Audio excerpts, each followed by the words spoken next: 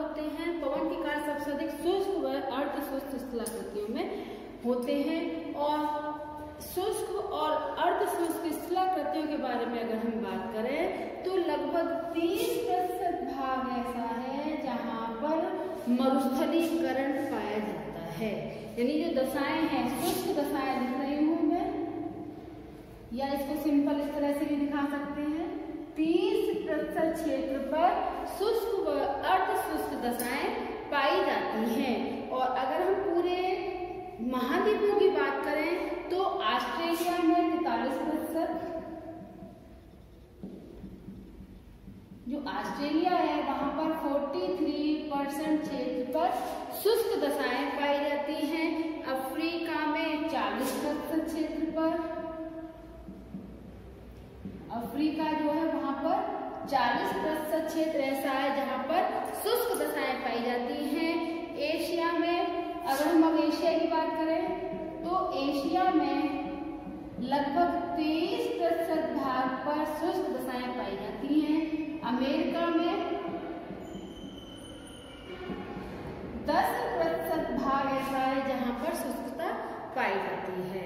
ठीक है, अब अगर हम शुष्कता की बात करें तो हर एक क्षेत्र में लगभग 30% के आसपास एक अमेरिका को छोड़कर ऐसा क्षेत्र है जहां पर शुष्कता पाई जाती है। अगर हम इस तरह से जो क्षेत्र आते हैं, वो जितने भी मरुस्थलीय क्षेत्र हैं, वो सभी क्षेत्र हमारे जो पवन की कार्य वाली प्रणाली के अंतर्गत आते हैं।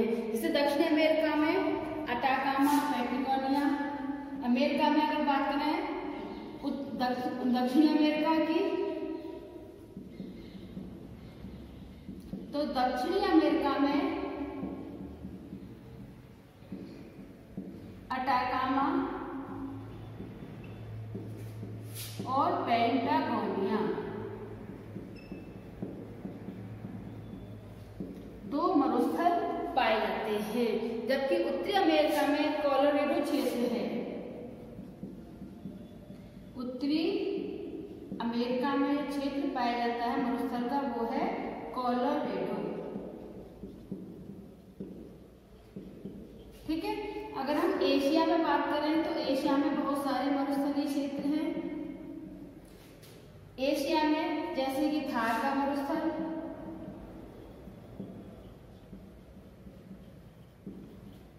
ये एक मुख्य क्षेत्र है, थार का मरुस्थल। और इसके अतिरिक्त जो हमारा एशिया में आता है गोबी का मरुस्थल,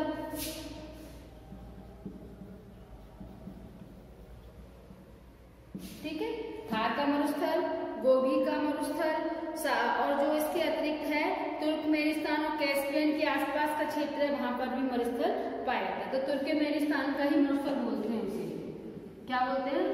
तुर्कमेनिस्तान का मरुस्थल। ठीक है, तो ये क्षेत्र वो है जहां पर मरुस्थलीय क्षेत्र पाए जाते हैं। अफ्रीका में सहारा, नामिया, काली। अफ्रीका में मरुस्थल कौन कौन से हैं? सहारा विश्व का सबसे बड़ा मरुस्थल है। ठीक है, इसके अतिरिक्त कालाहारी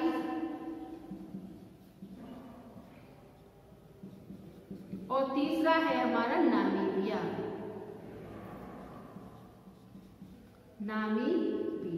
ये मरुस्थलीय क्षेत्र ऐसे हैं जो अफ्रीका में पाए जाते हैं। ऑस्ट्रेलिया में पूरा हमारा जो ऑस्ट्रेलिया का पश्चिमी क्षेत्र है वो मरुस्थल है। ऑस्ट्रेलिया का पश्चिमी क्षेत्र, ये क्षेत्र ऐसे हैं जो मरुस्थलीय क्षेत्रों के अंतर्गत गिने जाते हैं। शुष्क, ये दशाएं मैंने शुष्क और अर्धशुष्क लिखी हैं, तो इसमें जो है शीत मरुस्थल को सम्मिलित नहीं किया जाता।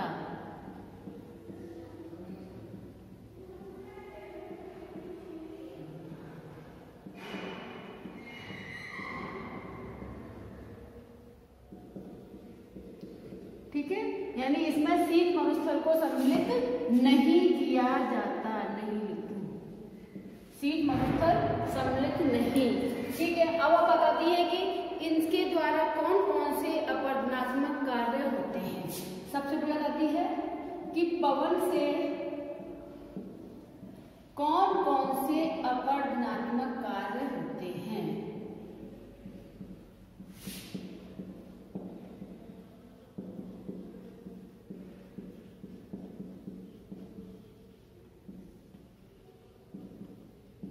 ठीक है, तो इनसे जो कार्य होते हैं अपवर्तनात्मक वो है अपवाहन। पहला काम होता है अपवाहन। अपवाहन किसे कहते हैं? वाहन यानी कि बहाकर ले जाना। अपवाहन को सिंपल लिख दे रही हूं मैं यहाँ पर, बहाकर ले जाना। ठीक है, जो काम जल के द्वारा बहाकर ले जाता है वही काम हवा के द्वारा भी उड़ाकर, बहाने की जगह हम यहाँ पे कह सकते हैं उड़ाकर ले जाना। अपवाहन का यानी कि बहकर हवा में बहते हुए चली जाती है। ठीक है, दूसरी क्रिया क्या होती है? अपघर्षण। ये मैंने हर वीडियो में बता रखा है, सबके कुछ कार्य में चेंज हो जाता है, इसीलिए उनको मैं साथ में जोड़ रही हूँ। ठीक है, सन्निघर्षण। अपघर्षण यानी कि आप स्थलाकृतियों से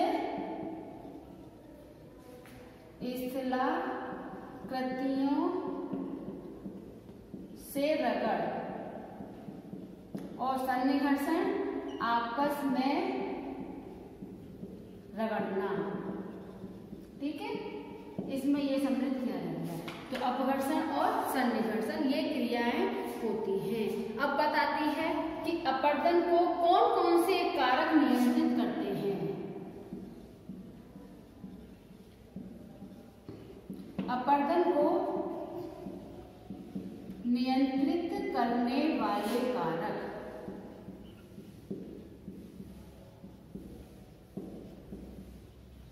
कौन कौन से कारक हैं जो अपवर्तन को नियंत्रित करते हैं? जिसमें पहला आता है पवन वेग।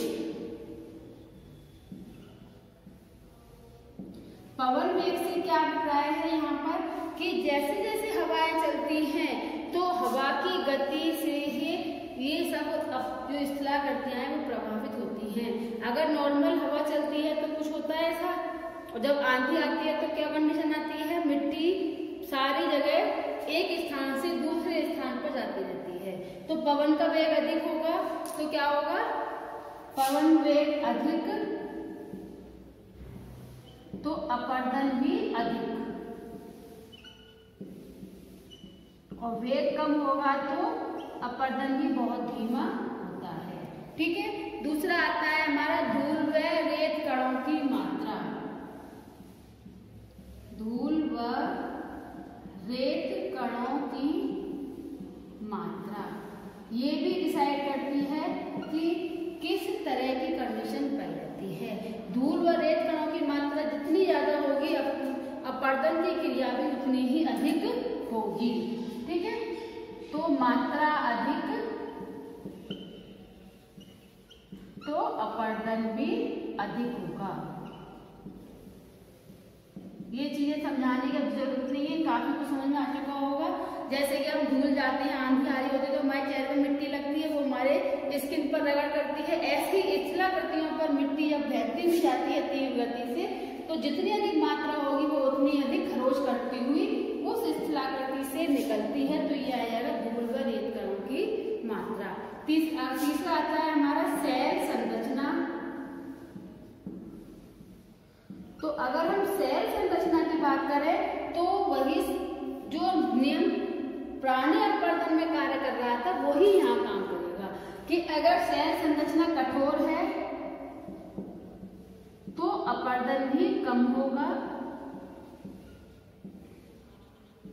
और सेल संरचना मुलायम है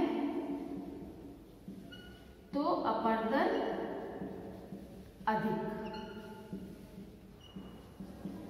ठीक है, क्लियर हुआ? सेल संरचनाओं की धारा कठोर और अपवर्तन क्रिया कैसी होती है वो इस तरह से रहती है। नेक्स्ट आता है जलवायु। जलवायु किस तरह से प्रभावित करती है कि अगर शुष्क जलवायु है, टेम्परेचर अधिक है, तो जो अपवर्तन की क्रिया है वो भी तीव्र हो जाएगी। शॉर्ट में लिख दे रही हूं, शुष्क जलवायु तो अपवर्तन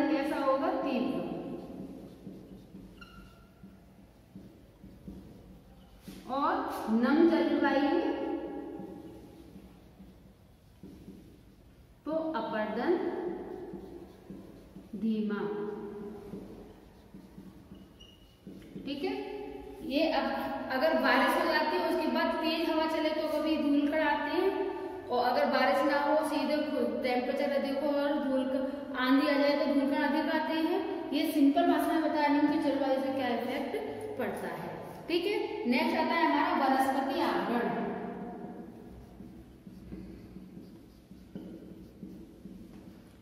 यहाँ पर वनस्पति आवरण से मतलब है कि वनस्पति कितनी पाई जाती है।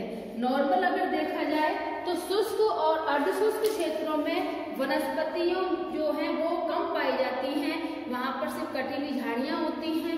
तो वनस्पति आवरण कैसा होता है, कम होता है, तो अपर्दन की क्रिया भी अधिक होती है।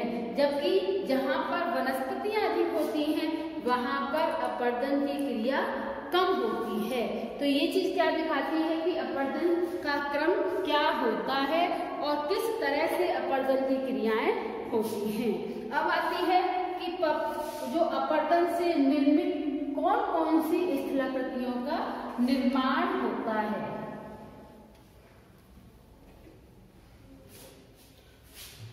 तो अगर हम पवन अपर्दन से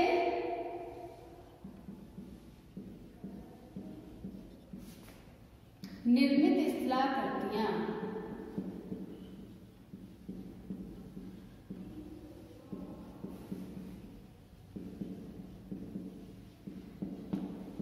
ठीक है, अब इनमें कौन कौन सी स्थलाकृतियां आती हैं। इनमें पहली आती है हमारी वात गर्त।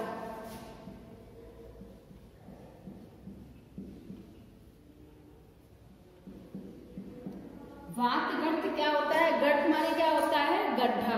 यानी जब हवा तीव्र गति से चलती है तो जो मैदानी क्षेत्रों में अगर रेत फैला पड़ा है तो हवाओं की तीव्रता के कारण हवाएं जो है जहां पर निम्न दाब क्षेत्र अधिक होगा वहां पर हवाएं भ्रमण करती हुई आगे बढ़ेंगी। जैसे कि साइक्लोन चलता है उस क्रम में रेतों में भी ये हवाएं भंवर करती हुई जाती हैं तो गड्ढों का निर्माण करती हुई जाती हैं, तो इसे बोलते हैं वात गर्त। ठीक है, वात गर्त क्या होता है, गहन वात गर्त। दूसरी जो बनती संरचना वो है गहन वात गर्त। ये संरचना जो बनती है ये अगर गहरे गड्ढे हो जाते हैं तो उस संरचना को बोलते हैं, जब उथले से गड्ढे दिखाई देते हैं यानी इस तरह से गड्ढे से बने रहते हैं तो उसे तो बोलते हैं वात गर्त, और अगर गहराई अधिक हो जाती है तो उसे बोलते हैं वात गर्त। ठीक है, गहन वात गर्त और वात गर्त में सिर्फ आकृति का अंतर है और ज्यादा अंतर नहीं होता। ठीक है, नेक्स्ट आता है हमारा छत्रक शिला। छत्रक शिला, छत्रक शिला क्या होता है कि ये जो संरचनाएं हैं ये पर्वतीय क्षेत्रों में भी, ये तो मैदानी, ये दोनों संरचनाएं कहाँ बनी, मैदानी क्षेत्र में। ठीक है, और ये जो संरचना बनती है ये कहाँ बनती है, चट्टान में।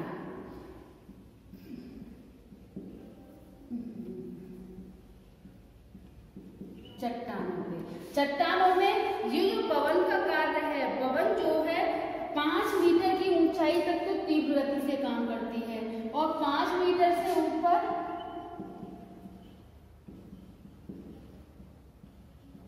अब ये तीव्र गति से क्यों काम करती है 5 मीटर, क्योंकि मिट्टी के कण है वो सतह पर अधिक भारी होते हैं और उनसे जो हमारी अपर्दन की क्रिया है वो भी तीव्र होती है, तो इसीलिए 5 मीटर तक जो कार्य करती है वो तीव्र करती हैं। अब किसी शिलाखंड पर जब संरचनाओं पर ये कंडीशन आती है कि अपर्दन की क्रिया नीचे की संरचना पर अधिक होती है और ऊपरी संरचना पर कम होती है, तो ये जो नीचे की संरचना ये पतली हो जाती है और ऊपर जो है पेड़ जैसी आकृति दिखाई देती है, इसी को बोलते हैं छत्रक शिला। यहाँ पर अपर्दन कार्य इसमें टेढ़ी में संरचना बना दी जाती है जिससे कि ये ना लगे। ठीक है, तो उसमें क्या होता है कि अपर्दन की क्रिया सब जगह होती है लेकिन यहाँ पे क्या है कम, और यहाँ पर अधिक अपर्दन होने के कारण इसकी जो वात्रक होती है वो छत्री जैसी आकृति हो जाती है, इसीलिए छत्रक शिला। ठीक है, अगला आता है भूस्तंभ। नेक्स्ट आकृति जो बन रही है वो बनती है हमारी भूस्तंभ। भूस्तंभ कौन सी आकृति है कि जब जिस तरह से छत्रक शिला बनी है ऐसे ही अगर आकृतियां खड़े ढाल जैसी बन जाती हैं, एकदम खड़े खड़े से स्तंभ से दिखाई देते हैं, तो वो कहलाते हैं हमारे भूस्तंभ जैसी आकृति। ठीक है, भूस्तंभ जो बनते हैं तो वो जो कंडीशन बनती है भूस्तंभ की वो कठोर और मुलायम चट्टानों के पास पास होने पर बनती है। ठीक है, अगला बनता है ड्राई कांटर। ड्राई कांटर एक नुकीले पत्थर जैसे होते हैं। अब ये होते क्या है कि जब जो सेल सन है वो अगर लंबाई में बड़े बड़े होते हैं तो छत्रक शिला भूस्तंभ जैसी आकृतियां बनती हैं, और जब इसकी जगह पर अगर क्षैतिज में बैठे हुए सेल खंड मिलते हैं तो उनको काट काट कर वो इस तरह से नुकीले से बना देते हैं, तो इसी को बोलते हैं ड्राई कांटर। यानी कि टेढ़ी मेढ़ी संरचना होती है लेकिन नुकीली होती है, इसीलिए वो कहलाता है हमारा ड्राई कांटर। ठीक है, ड्राई कांटर जो बनती है वो संरचना थोड़ी कम बनती है। अगला आता है हमारा ज्यूग्रेन। ज्यूग्रेन की संरचना बनती है, ये उस समय पर बनती है जब कठोर और कोमल सेल परतों के रूप में पाए जाते हैं। यानी ये वो संरचना कब बनती है जब सेल संरचना परतों के रूप में पाए जाती हैं लेकिन ऊपर और नीचे। तो जो संरचना है इस तरह से है, कठोर और मुलायम चट्टानों की सेल संरचना पाई जाती है, तो मुलायम चट्टानें जल्दी अपरदन हो जाती है जबकि कठोर चट्टानें जो हैं धीमी गति से अपरदन होती हैं। तो इस तरह की संरचना बनती है वो कहलाती है ज्यूग्रेन। ठीक है, अब ये क्रियाएं दो तरह से बनती हैं, पहली है हमारी ज्यूग्रेन, दूसरी है यार्डम।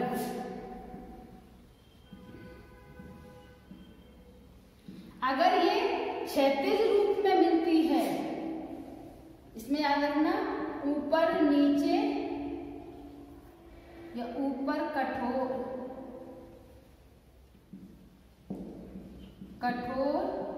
व कोमल चट्टान समानांतर, और यहां बनती है लंबवत। ठीक है, वही संरचना बनती है लेकिन कैसी होती है, लंबवत होती है।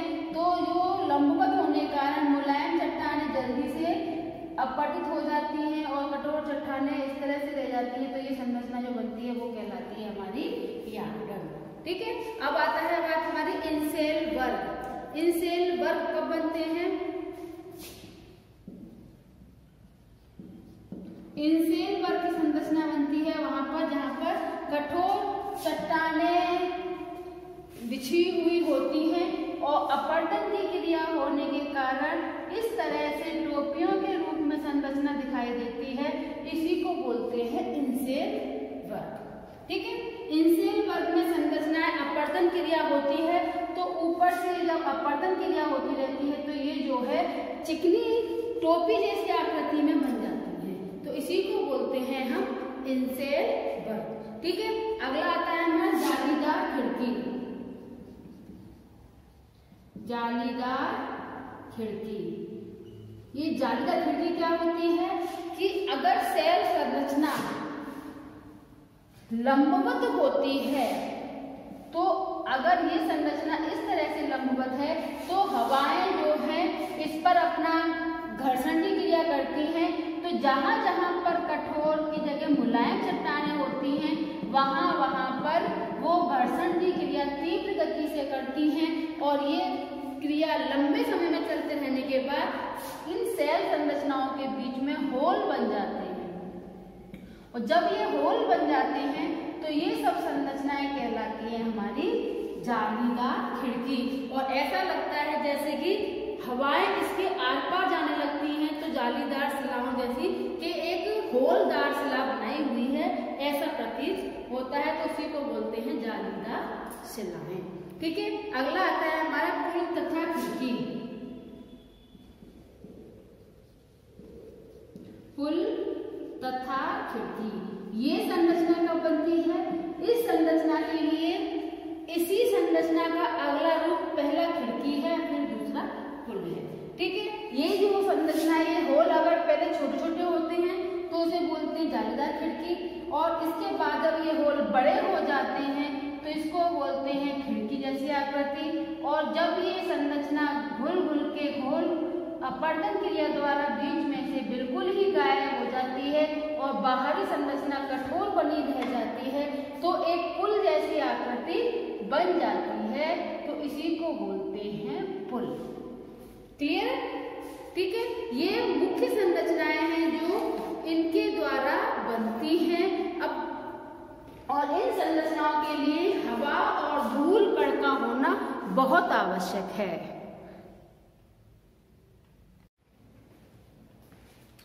हेलो एवरीवन, अब हम पढ़ेंगे जो भवन के कार्य हैं उसमें निक्षेपात्मक स्थलाकृतियों का निर्माण कैसे होता है।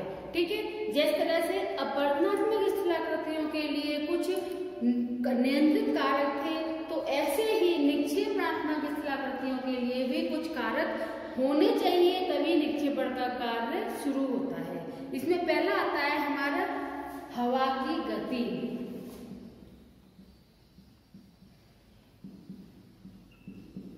हवा की गति भी निक्षेपण को प्रभावित करती है। क्यों? क्योंकि हवा की गति अगर लगातार तीव्र रहेगी तो निक्षेपण का कार्य बहुत दूर जाके होगा, आसपास नहीं होगा। तो हवा की गति जब धीमी होती है तभी निक्षेपण का कार्य शुरू होता है, और उसके लिए हवा का मध्यम या न्यूनतम होना बहुत जरूरी है। अगर हवा कम नहीं होगी तो निक्षेपण कार्य भी शुरू नहीं होगा। ठीक है, दूसरा आता है हमारा धरातलीय रूपरेखा।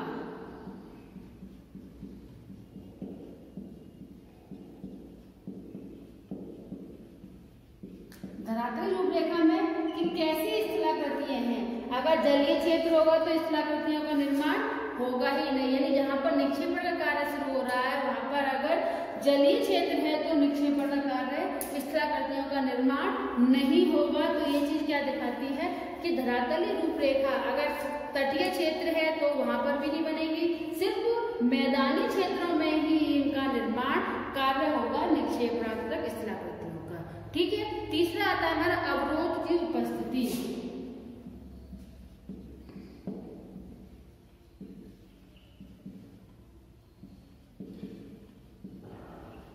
पहला था हमारा हवा की गति।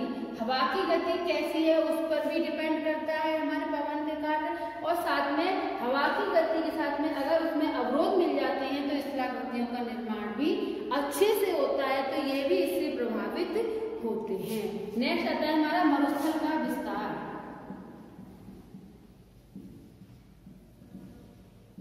कि मरुस्थल का विस्तार कैसा है। अगर छोटा मरुस्थल है तो उसमें अपन निक्षेपण के कार्य इतने अच्छे नहीं होंगे जितने कि बड़े मरुस्थलीय क्षेत्रों में होते हैं। और साथ एक नेक्स्ट आता है हमारा भौतिक परिस्थितियां। भौतिक परिस्थितियां कैसी हैं? अगर भौतिक परिस्थितियां मुख्य रूप से, जैसे मैंने अपवर्तनात्मक स्थलाकृतियों में बताया था कि भौतिक परिस्थिति से ही हमारे अपवर्तन का कार्य निर्भर करता है, वही भौतिक परिस्थिति यहाँ आती है जो निक्षेपण को भी प्रभावित करती है। क्यों? क्योंकि अगर शुष्क व अर्धशुष्क दशाएं होंगी तो निक्षेपण का कार्य भी अच्छा होगा, और अगर नम जलवायु हो गई तो वहां पर निक्षेपण का कार्य बिगड़ जाएगा, जो स्थलाकृतियां बनती हैं वो नहीं बनेगी।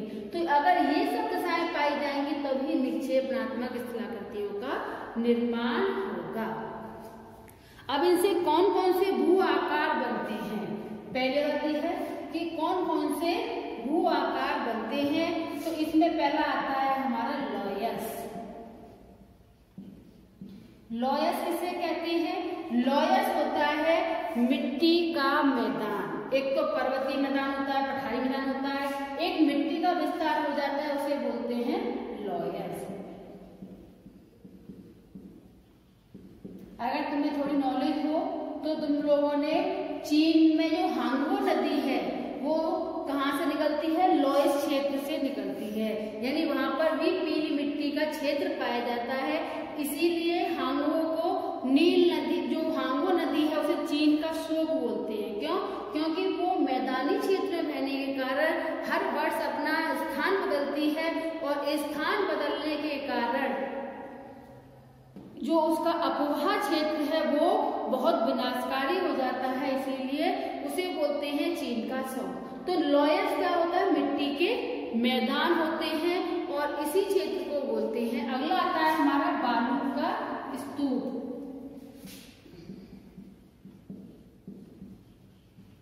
बालू का स्तूप, बालू का स्तूप किसे कहते हैं, जब ये एक मैदानी क्षेत्र में क्षैतिज बिछ जाती है तो उसे बोलते हैं लॉयस। और क्षैतिज ना बिछकर एक टोपी के रूप में हल्की हल्की उभरी हुई आकृतियां बन जाती हैं तो इसे बोलते हैं बालू का स्तूप। ठीक है, बालू का स्तूप जो होता है एक तरह से इनका निर्माण अलग अलग कंडीशन में बहुत सारे होते हैं, अर्धचंद्राकार, चंद्राकार, इनके बहुत सारी वैरायटियां होती हैं। बीए लेवल में इतना डीप भी जाना जरूरत नहीं है, सिर्फ इतना ही याद कर लो तो काफी होगा, इसलिए मैंने इसको ज्यादा डिफाइन नहीं किया है। ठीक है, और अगर कंपटीशन बात करें तो उसके लिए अभी तुम्हारा ये है नहीं, बाद में जब थोड़ी तब देखते हैं। ठीक है, अगला आता है हमारा बरखान। बरखान क्या होता है, जैसे मैंने बताया कि बालू के स्तूप होते हैं। ठीक है, बालू के स्तूपों में अगर हवाओं का प्रभाव चलता है तो यहाँ पर भंवर बनते हैं, यानी हवाएं जो है क्षैतिज रूप में बहती हैं तो यहाँ पर इनकी जो आकृति है वो इस तरह से हो जाती है। भंवर चलने के कारण यहाँ कटाव की क्रिया अधिक होने के कारण जो बनते हैं उसे बोलते हैं बरखान। यानी बालू के स्तूप की दूसरी आकृति जो बनती है वो बनती है बरखान की। ठीक है, अब अगला आता है हमारा उर्मिकाएं। उर्मिकाएं क्या होता है कि जब मैदानी क्षेत्र में लॉयस जो है, अगर सिंपल मैदानी क्षेत्र में इसका विस्तार होता है तो ये लॉयस है, और इसका विस्तार अगर लहर के रूप में अगर इस तरह से दिखाई देती है मिट्टी तो इसको बोलते हैं उर्मिकाएं। ठीक है, यानी लहरदार रूप में तुम लोगों ने अगर वह नदी के या जल, पवन व जल के सहयोग से निर्मित स्थलाकृतियां, सहयोग से निर्मित स्थलाकृतियां। ठीक है, इसमें अगर हम बात करें कौन कौन सी स्थलाकृतियां बनती हैं, इसमें पहली बनती है प्लाया। प्लाया को बोलते हैं एक तरह से झील। झील क्या होती है कि रेगिस्तानी इलाकों में जहां पर जल जमा हो जाता है तो इसको बोलते हैं प्लाया। ठीक है, प्लाया झील है, इससे याद रखना तुम्हें। दूसरा आता है हमारा बजादा। बजादा क्या होता है, झील के चारों ओर मिट्टी का जमाव जब हो जाता है उसको बोलते हैं बजादा। इसको नीचे लिखती हूँ, बजादा। बजादा के बाद में एक तटीय क्षेत्र जो बनता है, तट पर ज्यादा जमाव हो जाता है, इसको बोलते हैं बालसन। ठीक है, ये आकृतियां बनती हैं बालसन। और तीसरी हो गई हमारी आकृति बालसन, और बालसन के बाद में चौथी जो आकृति बनती है उसे बोलते हैं पेडीमेंट।